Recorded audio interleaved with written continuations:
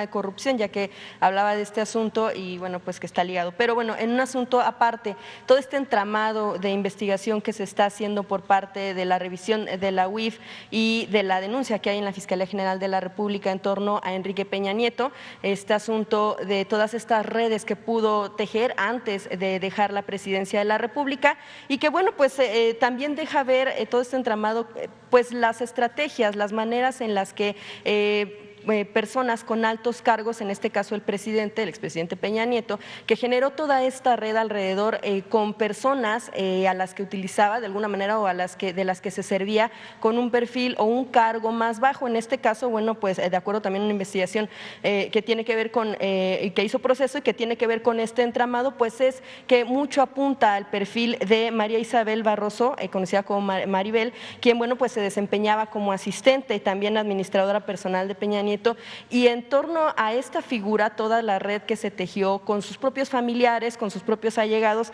para poder tener todas estas, pues una salida fácil para el presidente Peña Nieto y tener de alguna manera pues recursos para poder vivir tranquilamente después de dejar la presidencia. Sin embargo, se hizo mediante, como ya sabemos y como ya lo explicaba también Pablo Gómez, mediante situaciones irregulares, mediante estas, pues más que prestanombres, pues toda la red que se cumplió. El esposo, hijo, hermanos también incluidos o en contratos millonarios o dentro incluso de la propia nómina o de los puestos clave que se tenían cercanos a la presidencia de la República.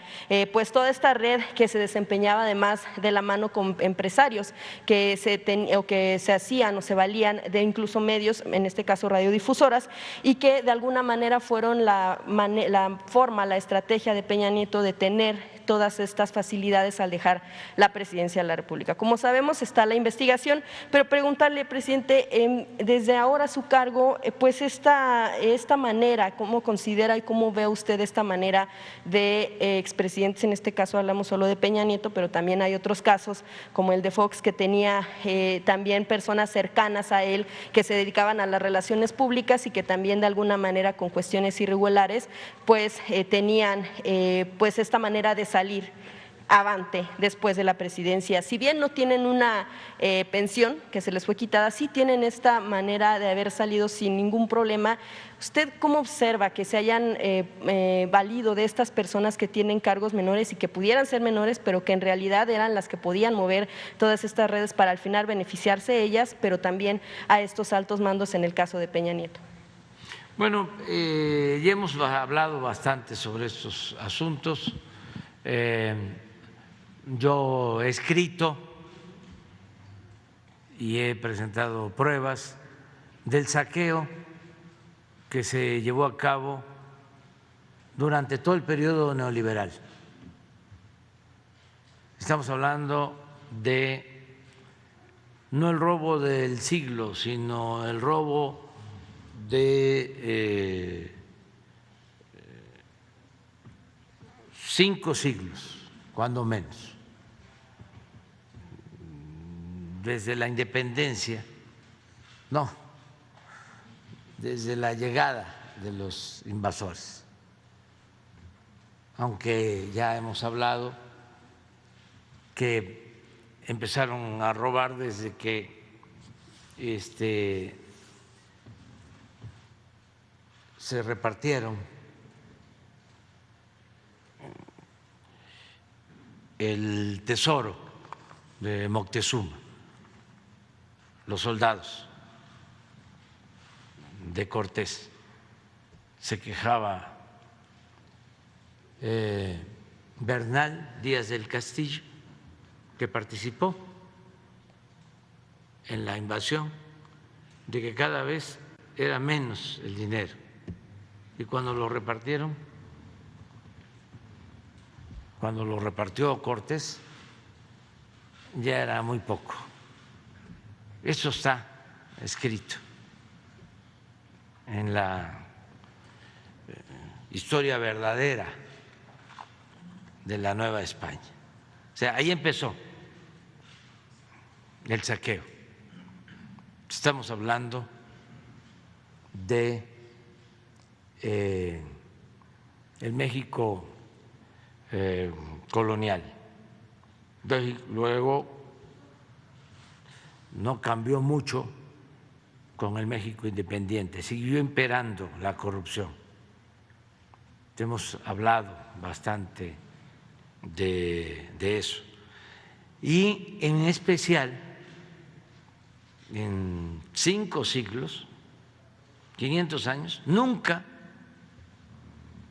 se había saqueado tanto a México, ni en los 300 años de dominación colonial, como se saqueó a nuestro país en el periodo neoliberal que acaba de pasar, transcurrir. Y eso es lo que estamos ahora enfrentando. En ese periodo de mayor saqueo, la mayoría de los medios de información guardaron silencio, cómplice.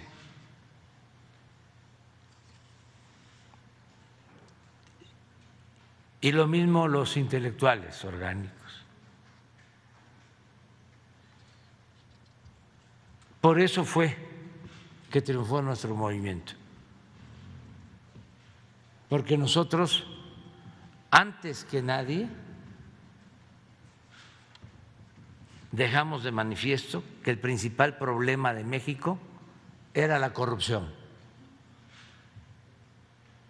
Y lo repetimos y lo repetimos y lo repetimos por años.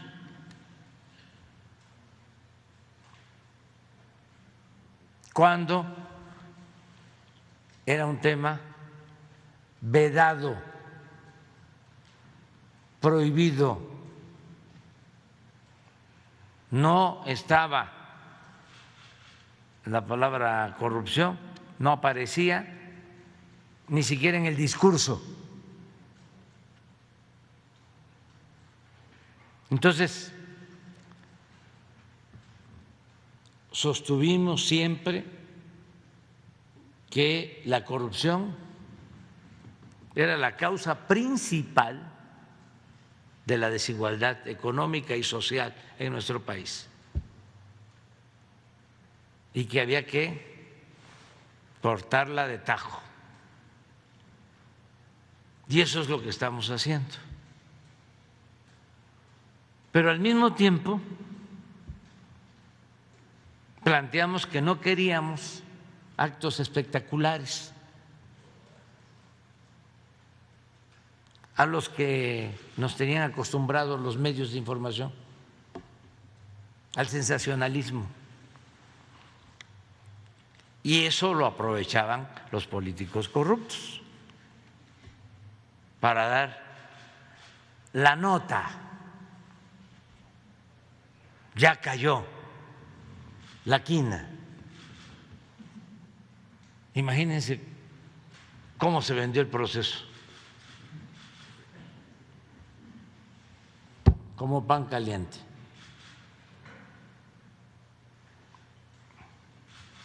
Y sí, agarraron a 2 o 3 y así lo han hecho siempre, o así lo hacían. Y todo era simulación para aparentar de que se combatía la corrupción. Entonces, muy consciente de esto, desde que tomé posesión en el Congreso, definí mi postura. Dije que no era mi fuerte la venganza y que íbamos a iniciar una etapa nueva, sin corrupción, y que solo si el pueblo lo pedía, se iba a investigar a los expresidentes. Así está en mi discurso de toma de posesión, porque tampoco íbamos nosotros a proteger a nadie, pero que yo era partidario de iniciar una etapa nueva en la vida pública de México. Sin embargo, si la gente pedía que se enjuiciara a los presidentes, ¿cómo íbamos a promover el derecho a la democracia participativa, a las consultas? Le íbamos a preguntar al pueblo. Y lo hicimos. Envié la solicitud al Congreso. ¿Y saben qué pasó? Los medios no difundieron la consulta. Nadie habló de eso. ¿Para qué no se cumpliera con el número de votos o de participantes y no fuese una consulta vinculatoria, es decir, que llevara a una investigación? Entonces, votaron porque se investigara a los expresidentes, pero no se llegó al número que exige la ley. Pero yo cumplí con mi responsabilidad. Y si... Luego de eso,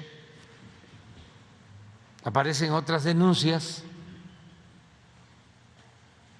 y no hemos detenido ninguna. Todas las hemos enviado a la Fiscalía.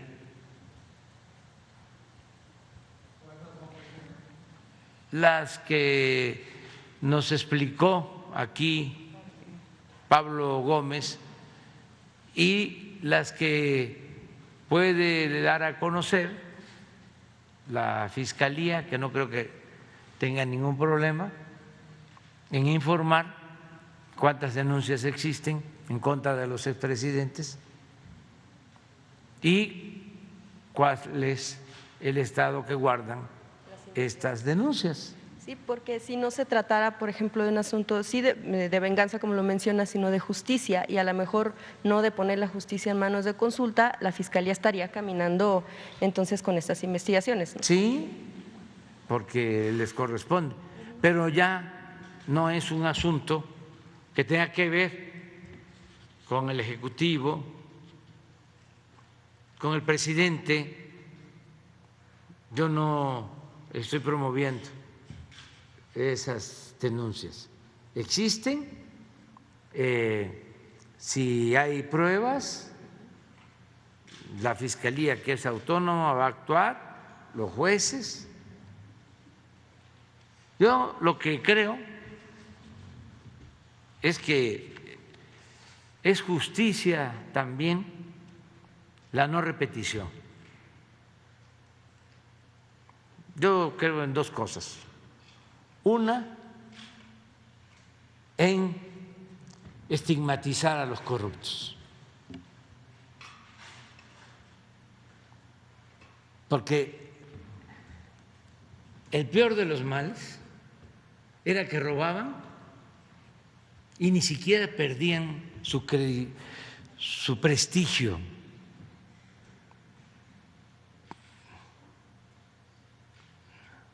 Su respetabilidad. Hemos llegado a extremos en que se ponían de ejemplo a los que de la noche a la mañana se enriquecían.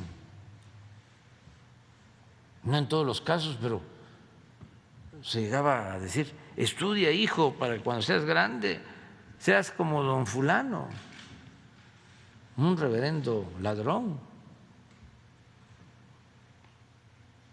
porque lo que querían era que todos nos corrompiéramos. De ahí viene el de que todos son iguales. Bueno, hasta una declaración, así como la del secretario de Hacienda, una frase célebre, esa de que no afecta que aumente la gasolina porque la gente no tiene carros, que es una frase célebre. La otra frase célebre es: la corrupción es parte de la cultura del pueblo de México. Es como la frase célebre de que político pobre, pobre político, o la frase célebre de que la moral es un árbol que da moras y que sirve para Es decir, pura cosa. sin que haya un asunto específico